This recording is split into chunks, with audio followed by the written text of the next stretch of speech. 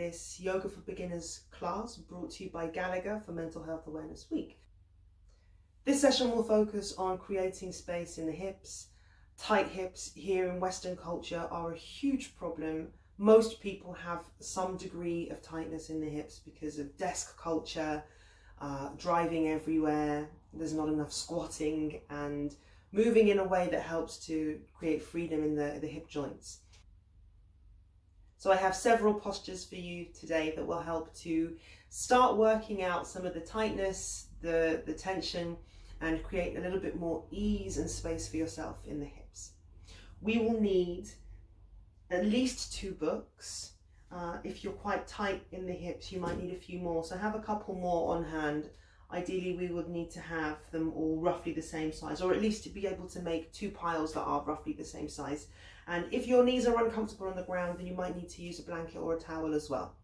Okay, we are going to start lying down on our backs in a posture called Supta Baddha Konasana. We take the soles of the feet together and we let the knees fall out to the side. Now this is quite strong for the inner hips, the hip flexors. You may find that it's a little bit too intense, in which case you can pop books at the outside of the thigh as extra support so that the knees are not just hanging in air and the pressure is not all on the inner hips.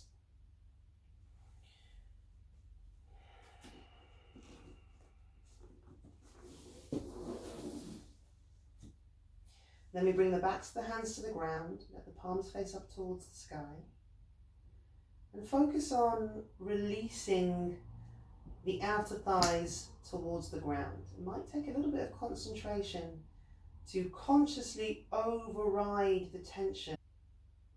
Now, option to pause the video and spend another few minutes here if you want to. Otherwise, we are going to move into the next posture by reaching down with the hands to catch the outside of the thighs and then using the strength of the arms to bring them together. So again, that helps to relieve some tension from the inner hips. And then we send the tailbone forwards, a little pelvic tilt to press the lumbar spine into the ground. And then one at a time, we bring the knees in towards the shoulders so that there is space between the knees.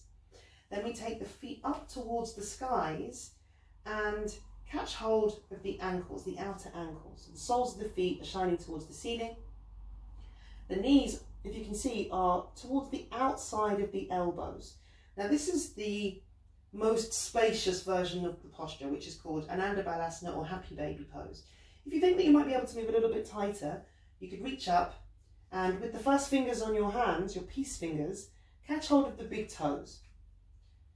It's a little bit stronger. If you think that there's space to move further still, you could catch hold of the outside edges of the feet. But the important thing is to have the lumbar spine still on the ground, the sacrum still pressed on the ground, not lifting into the hips.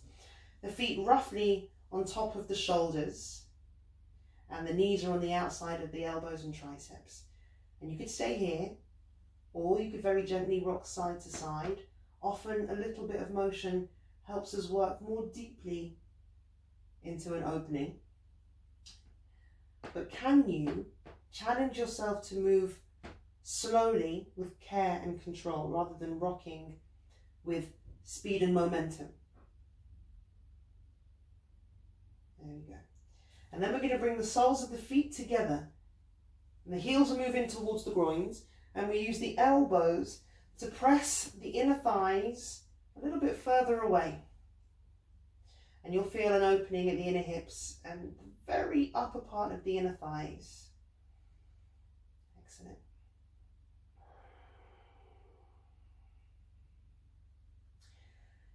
And then from here, we'll release. Slide the hands to the back of the knees and rock forwards and backwards. Get a little bit of momentum going here so that we can come to sitting in cross legs. Now, if rocking forwards and backwards like that doesn't feel comfortable, just roll out to the side and guide yourself up. Those of you who have tightness in the hips may find that now you create a little bit more room. If you find that your knees are quite high up because of tightness at the inner thighs or the front of the hips, then try sitting on 1 or 2 of your books, and that can help to tilt the pelvis forwards a bit more, and the whole posture becomes a little bit more available, a bit more accessible. We want the knees to stack on top of the feet, roughly thereabouts. And then to avoid an over lengthening of the outer ankle, can you press forward through the balls of your big toes? It should lift the ankles away from the ground. It's helpful if we move the flesh from the sit bones wide, so we broaden into the foundation and we take the fingertips down to the ground. Now, just the very act of leaning forwards and bringing the fingertips onto the mat, for most of us, will introduce a little bit of sensation at the back of the hips, in the glutes. It's an opening into the outer hips. If this is enough, stay here, concentrate on lifting into the chest to avoid rounding into the spine. You want to keep a spacious and long structure to the spine and the torso. If there is room to move a little bit deeper, if the hips allow you to move a little bit deeper, then you can very carefully hinge forward from the front of the pelvis, keeping the front body long.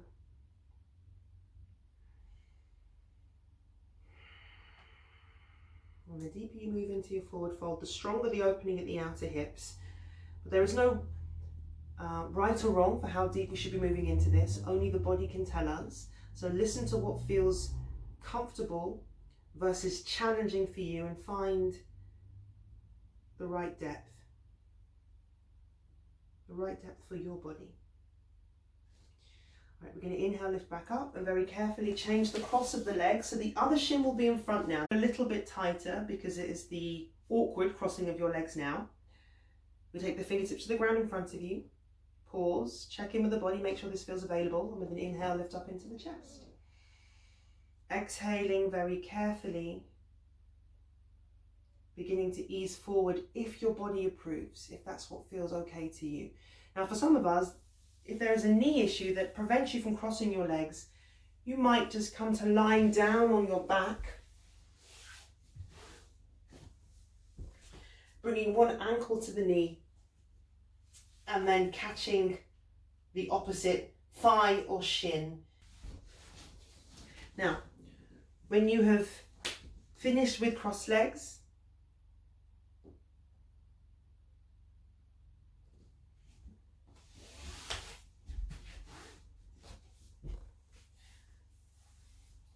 and then when you're ready, you can move into the opposite side. And again, this is an excellent alternative to the cross-legged hip opener that I was just demonstrating. So if that doesn't feel right for you, for your lower back, for your knees, for your hips, then this is the alternative. Okay. Now, whether you are lying on your back or in your hips, we're going to move to all fours now. So stacking the knees underneath the hips, wrists underneath the shoulders. Take a deep inhalation, and with an exhale, slide the left foot forward to the outside of the left hand. We start with the knee stacked on top of the ankle, and then very carefully we can start to circle at the hips, almost like we're stirring a pot with the pelvis. Big circles round to the left, back, and then out towards the right, forwards.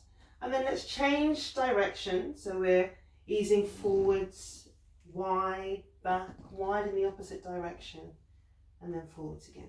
Lovely. Come back to neutral.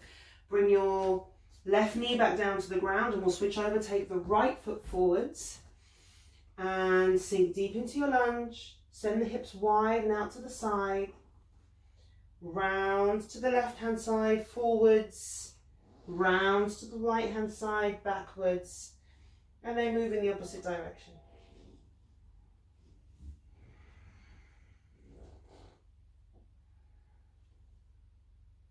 And then with an exhale, you slide the right knee back underneath the hips. And then we're going to bring the left foot forward again on the exhale. But this time we're going to slide the foot a little bit further forward so that we can bend the left knee more deeply and sink further into the lunge. Here we're opening into the hip flexors at the front of the right hip and more deeply into the inner left hip. This might be strong enough, or it might be that you can start to soften into the elbows and lower the forearms closer towards the ground. They may not come onto the ground. You may use your books to bring the ground a little bit closer to you, or you might find that that's too far and you want to keep the elbows away from a foundation, and that's absolutely fine. Then we're going to lift back up, slide the foot back so we come to all fours again. And then with an exhale, right foot forward. We ease the right foot slightly further towards the short edge of the mat. Bend the right knee further. Sink down into the pelvis. And again, you will experience a much stronger extension at the front of the left hip and the inner right hip, maybe the inner right thigh as well. Feel free to stay here or to start softening the forearms.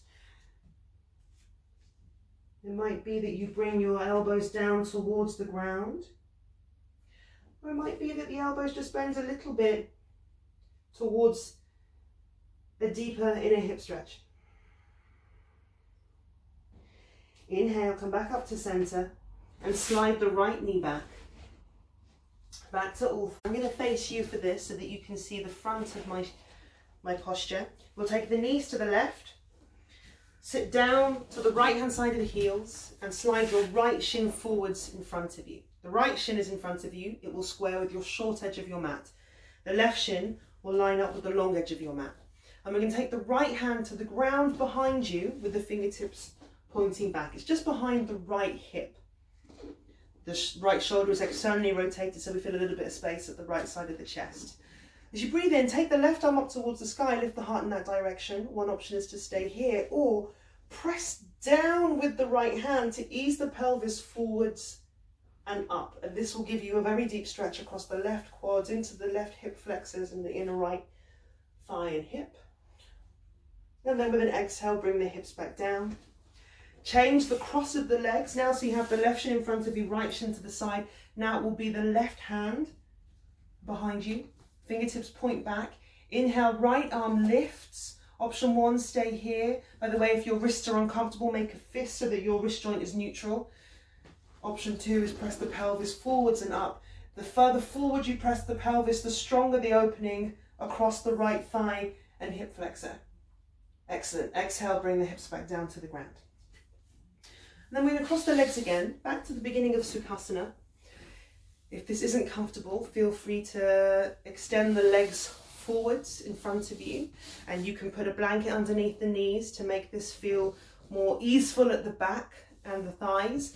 You can bring a brick or a book underneath the hips to make this feel more comfortable as the pelvis elevates. And then we're just going to bring the backs of the hands to the lap, the palms facing upwards. Close the eyes and spend a moment connecting to your breath, just noticing how as you inhale and the breath expands downwards, the diaphragm descends towards the pelvis, fills into the pelvis. And then as you exhale and the breath leaves, there is a very gentle hugging back towards the core and the midline, the midpoint. Can you use your inhalations to experience an expansion in the hips and the pelvis?